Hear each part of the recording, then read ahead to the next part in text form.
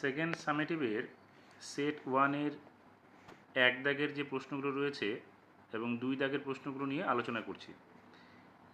এক নম্বর প্রশ্নটাতে বলেছে তিনটি ক্রমিক বিজোড় সংখ্যার মাঝের সংখ্যাটি m-3 হলে অপর দুটি সংখ্যা নির্ণয় করো।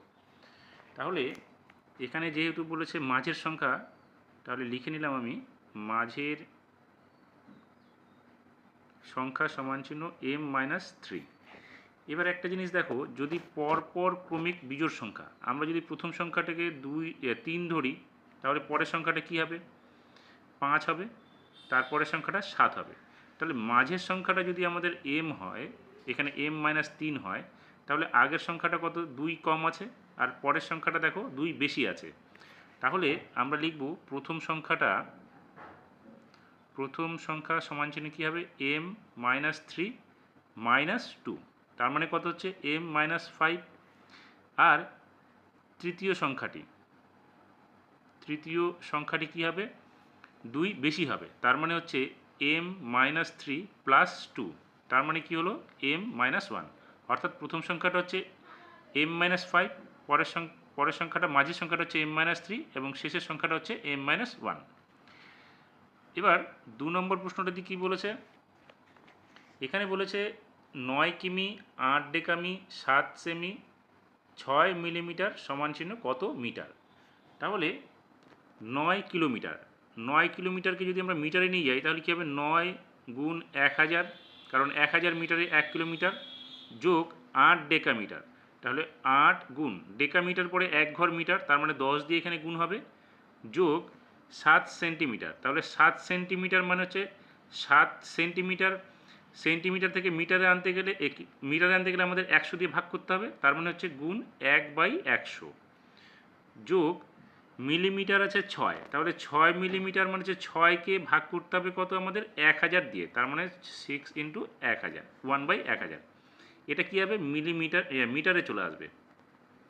এখন এটাকে আমরা যদি গুণ করি, তাহলে কত হচ্ছে? 9000 যোগ 80 যোগ 7/100 যোগ 6/1000, এটা কি আসলো? মিটারে আসলো।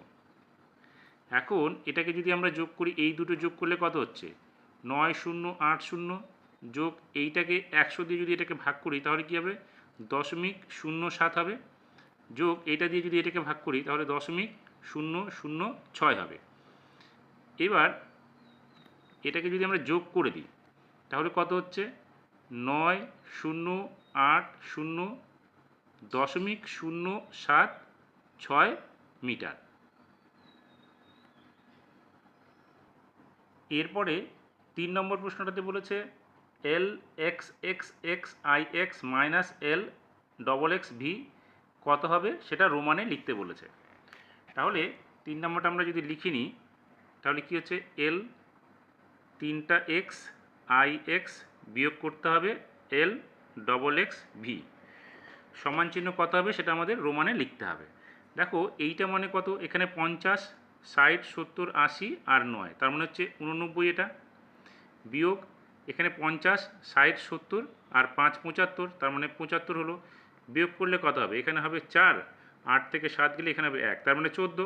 14কে আমরা কীভাবে লিখবো? XIV। তাহলে এটাই হচ্ছে আমাদের উত্তর।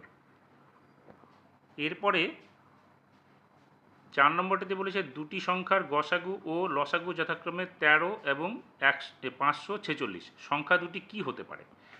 দেখো, যেহেতু বলেছে গসাগু এবং লসাগু 13 এবং 546, তাহলে আমরা কি করব?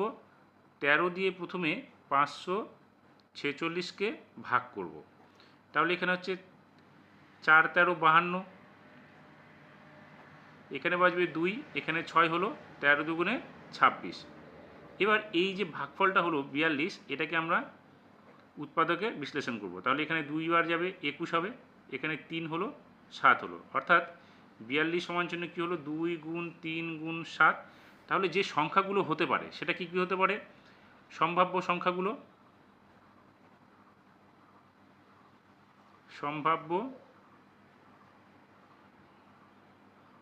সংখ্যা দুটি কী কী হতে পারে? প্রথম সংখ্যা তো হতে পারে 13 আর 546, এটা তো হতেই পারে 13 আর 546। এবার পরবর্তী যে সংখ্যাগুলো হতে পারে সেটা কি কি হতে পারে? দেখো 13 সঙ্গে প্রথমে 2 গুণ করো, তাহলে 13 দুগুণে 26 একটা হতে পারে। আর 13 সঙ্গে 3 সাথে 21, 21কে গুণ করো, তাহলে সেটা হয়ে যাবে তোমার 273। তাহলে এখানে লিখবো আমরা 273। তাহলে এই একটা জোড়া সংখ্যা হতে পারে। অপরদিকে 3 দিয়ে 13কে গুণ করো, তাহলে 3 13 39। আর অপর সংখ্যাটা 7 দুগুণে 14, তার সঙ্গে 13 গুণ করো, তাহলে এখানে হয়ে যাবে 182। অপর সংখ্যা যেটা হতে পারে 7 দিয়ে 13কে গুণ করলে 7 13 91। এবং পরবর্তী সংখ্যাটা হতে পারে 3 দুগুণে 6, 6 13 78। তাহলে এখানে হতে পারে 78। এই সম্ভাব্য 4 জোড়া সংখ্যা আমাদের এখানে হতে পারে। এবার 5 নম্বর প্রশ্নটিতে কি বলেছে? সেখানে বলেছে 2.126, 2 এবং 6-এর উপর আবৃত দশমিক আছে। তাহলে এটাকে আমাদের সামান্য ভগ্নাংশে পরিণত করতে বলেছে। আমরা এখানে কি করব? এখানে দেখো দুটো ঘর আবৃত আছে, তার মানে দুটো 9 পাবো। আর এখানে হচ্ছে আমাদের 1 আছে, তাহলে 1-এর জন্য একটা শূন্য, কারণ দশমিকের পরে 3 ঘর, সেই জন্য আমাদের এখানে 3টে শূন্য পাবো। এখন আমাদের এখানে কি করতে হবে? 2 1 2 6, তার থেকে বিয়োগ করব হচ্ছে আমরা কত? আবৃত বাদ দিয়ে বাঁ দিকে যে সংখ্যাগুলো থাকে 21, সেটাকে আমরা বিয়োগ করব। তাহলে এখানে বিয়োগ করলে কত হচ্ছে? নিচে 990 থাকবে, আর এখানে বিয়োগ করলে এখানে হচ্ছে 5, 2 আর 2 চলে গেলে এখানে 0, এখানে 1, এখানে 2। এখন যদি আমরা এটাকে কাটি, তাহলে এখানে 5 দিয়ে কাটলে দেখো 4 5 20, 1 বাজবে, 5 দুগুণে 10, 1। আর এখানে 5 দিয়ে কাটলে 5 1 5, এখানে 4 বাজবে, তাহলে হচ্ছে কত? 49।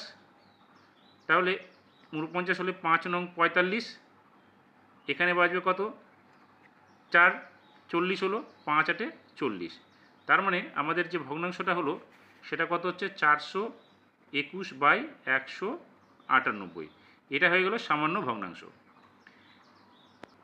এরপরে 2 দাগের 1 নম্বর প্রশ্নটাতে বলেছে 999 পূর্ণ 324/325 ইন্টু 324 কত হবে?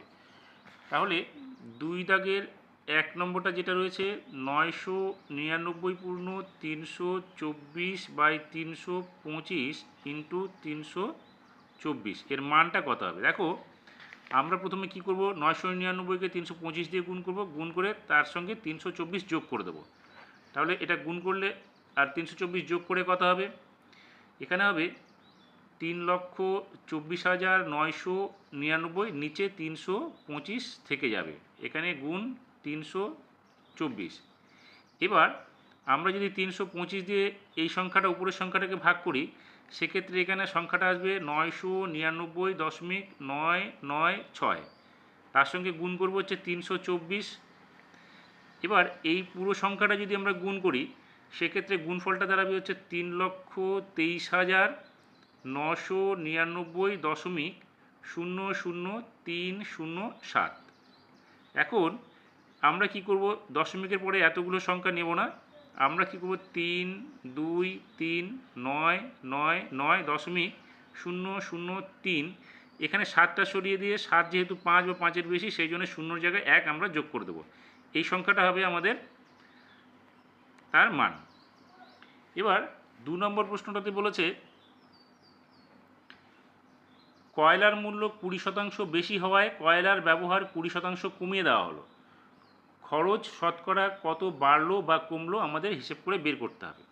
তাহলে 20% যেহেতু বেড়ে গেল, তাহলে আমরা এখানে লিখি যে পূর্ব মূল্য, আর এদিকে লিখলাম আমরা বর্তমান মূল্য।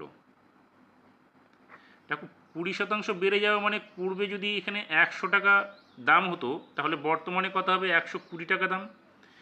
আর 20% কমিয়ে দেওয়া, দেখো 20% কমিয়ে দেওয়া মানে হচ্ছে আমরা 100-র জায়গায় হচ্ছে 80 আমরা ব্যবহার করব। 20% যেহেতু 100 টাকা যদি আমরা আগে ব্যবহার করতাম, তাহলে এখন ব্যবহার করব কত? 80 টাকা।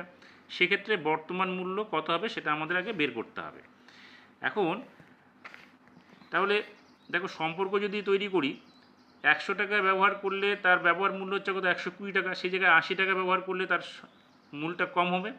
অর্থাৎ এটা হচ্ছে আমাদের কি একটা কি ব্যাস 80 টাকা কমালে এখানে বর্তমান মূল্যটা কমে যাবে, সেই জন্য এটা কী হবে সরল সম্পর্ক। কারণ 100 টাকা ব্যবহার করে আমরা যদি বর্তমান মূল্য 120 টাকা এখন ব্যবহার করি, সেই জায়গায় কম ব্যবহার করে আমরা কম মূল্যই বর্তমান ব্যবহার করব, সেক্ষেত্রে সম্পর্কটা কী হবে সরল সম্পর্ক। তাহলে পূর্ব মূল্য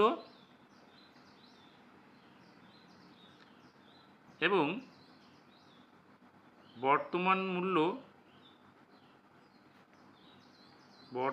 মূল্যের সরল সম্পর্ক। তাহলে এখন দেখো আমরা বর্তমানে কত টাকা ব্যবহার করব, তাহলে বর্তমানে ব্যবহার করব 120 গুণ, যেহেতু 80 টাকাটা ব্যবহার করলে কম হবে, তাহলে 80 উপরে নিচে 100, এটা টাকা হয়ে গেল। এখানে একটা শূন্য, এখানে একটা শূন্য, এখানে একটা শূন্য, এখানে একটা শূন্য কেটে গেলে 8 বরং 96 টাকা আমরা বর্তমানে ব্যবহার করব। তার মানে আগে ব্যবহার করতাম 100 টাকা, এখন ব্যবহার করছি কত 96 টাকা। তাহলে ব্যবহার কমছে কত আমাদের, এখানে প্রশ্নে কি চাইছে, প্রশ্নে চাইছে আমাদের শতকরা খরচ কত কমলো না বাড়লো। তাহলে শতকরা খরচ আমাদের কমে গেল, তাহলে আমরা লিখব শতকরা খরচ কমলো সমান জন্য 100 বিয়োগ 96%। অর্থাৎ 100 টাকার মধ্যে 80 টাকা ব্যবহার করলে বর্তমান মূল্য আমাদের 96 হচ্ছে। তাহলে 100 থেকে আগে যেখানে 100 টাকা ব্যবহার করতাম, এখন ব্যবহার করছি আমরা 96 টাকা, তাহলে উল্টো আমাদের 4% ব্যবহার কমে গেল। এরপরে 3 নম্বর প্রশ্নটাতে বলেছে 2.400024 ভাগ করতে হবে 800.008। তাহলে দেখো এটাকে আমরা এইভাবে করতে পারি, এখানে দশমিকের জন্য যেটা আছে 1 নিলাম, তারপরে 1 2 3 4 5 6, 6টা শূন্য 1 2 3 4 5 6, এবার দশমিকটা উঠে গিয়ে 2 4 0 0 0 24 হলো, ভাগ রেখে দিলাম। এখানে কি করলাম, এই দশমিকের জন্য 1 নিলাম, 3টে ঘর আছে 3টে শূন্য নিলাম, তাহলে দশমিকটা উঠে গেল 8 0 0 0 0 8 হলো। এখন এই ভাগটাকে আমরা কি করব, গুণ করে উল্টো করে দেব। তাহলে 2 4 0 0 0 2 4, নিচে কত হচ্ছে 1 আর 6টা শূন্য, ভাগটা গুণ হয়ে গেল, গুণ হয়ে উপরে 1000 চলে গেল, নিচে 8 0 0 0 0 8 হলো। এখন এখান থেকে 3টে শূন্য, এখান থেকে 3টে শূন্য কেটে দিলাম, আর এখানে দেখবে এই সংখ্যাটাকে আমরা 3 দিয়ে যদি গুণ করি তাহলে আমরা এই সংখ্যাটা পেয়ে যাব। তার মানে সংখ্যাটা কী দাঁড়ালো আমাদের 3/1000। তাহলে 3/1000, এবার 1000 দিয়ে যদি আমরা 3কে ভাগ করি তাহলে এখানে একটা শূন্য, একটা সংখ্যা একটা শূন্য যাবে, আর বাকি থাকলো দুটো শূন্য, দুটো শূন্য আমরা এখানে দিয়ে দেবো, একের জন্য একটা দশমিক নেবো, এখানে একটা শূন্য, তার মানে এটা হচ্ছে আমাদের উত্তরটা। এরপরে 4 নম্বরে বলেছে গোপাদের গ্রামের লোক সংখ্যা 27,08,742 এবং তার মামাদের গ্রামের লোক সংখ্যা 38,79,988। কোন গ্রামের লোক সংখ্যা কত বেশি এবং কত বেশি দুটি গ্রামের মোট লোক সংখ্যা কত। তাহলে দেখো মামাদের গ্রামের লোক সংখ্যা বেশি, কারণ এখানে 27 লক্ষ, এখানে হচ্ছে 38 লক্ষ। তাহলে আমরা উত্তরটা কী লিখব, আমরা এখানে 4 নম্বরে লিখব হচ্ছে মামাদের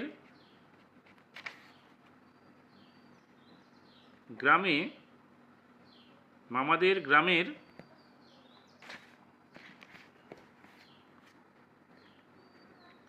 লোক সংখ্যা বেশি। কত বেশি, মামাদের গ্রামের লোক সংখ্যা হচ্ছে 38,79,988 জন। সেখান থেকে বিয়োগ করব কত গোপাদের গ্রামের, সেটা হচ্ছে 27,08,742 জন। তাহলে বিয়োগ করলে আমরা উত্তরটা পেয়ে যাব। 8 থেকে 4 বিয়োগ করো, এখানে হবে 4, 8 থেকে 2 বিয়োগ করো, এখানে হবে 6, 9 থেকে 7 বিয়োগ করলে 2, 9 থেকে 8 বিয়োগ করলে এখানে হবে 1, 7 থেকে 0 গেলে 7, 7 থেকে 8 গেলে 1, 8 থেকে 7 গেলে 1, 3 থেকে 2 গেলে 1। অর্থাৎ মামাদের গ্রামের লোক সংখ্যা বেশি হচ্ছে 11,71,264 জন। একটা উত্তর হয়ে গেল। এবার পরেরটাতে কি বলেছে, 2টি গ্রামের মোট জনসংখ্যা। তাহলে অতএব 2টি গ্রামের মোট জনসংখ্যা কি হবে, এটা আমরা যোগ করে দেব। সেটা কি, সেই আবার 38,79,988 জন যোগ করব আমরা 27,08,724 জন।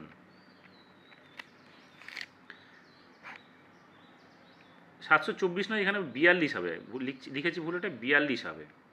তাহলে এখানেও 42 হবে।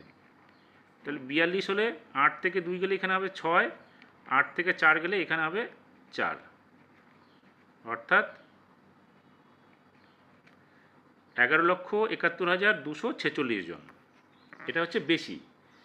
আর এখানে হচ্ছে যেহেতু মোট বলেছে, তাহলে আমরা এটা যোগ করব। তাহলে 8 আর 2 যোগ করলে 10, 10-এর 0 হাতে থাকবে 1, 8 আর 4 12, 12 আর 13, 13 3 হাতে থাকবে 1, 9 আর 7 16, আর 17, 17 7 হাতে থাকবে 1, 9 8 17, আর হাতের 1 মিলে 18, 18 8 হাতে থাকবে 1, 7 0 7, আর 1 মিলে হচ্ছে 8, 8 7 15 5, 3 2 5, আর হাতের 1 মিলে হচ্ছে 6। তার মানে হচ্ছে 65,88,730 জন হচ্ছে 2টি গ্রামের মোট জনসংখ্যা।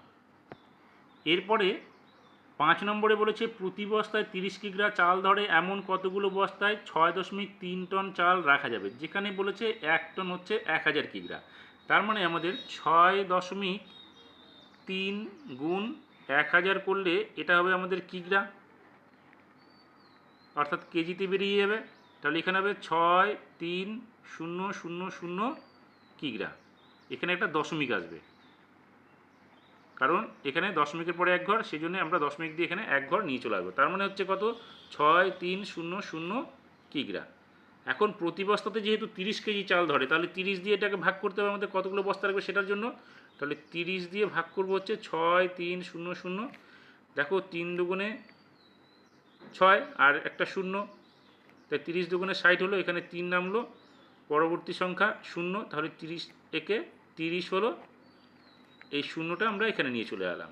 তাহলে মোট বস্তা কতগুলো লাগবে, তাহলে মোট বস্তা লাগবে 210টি।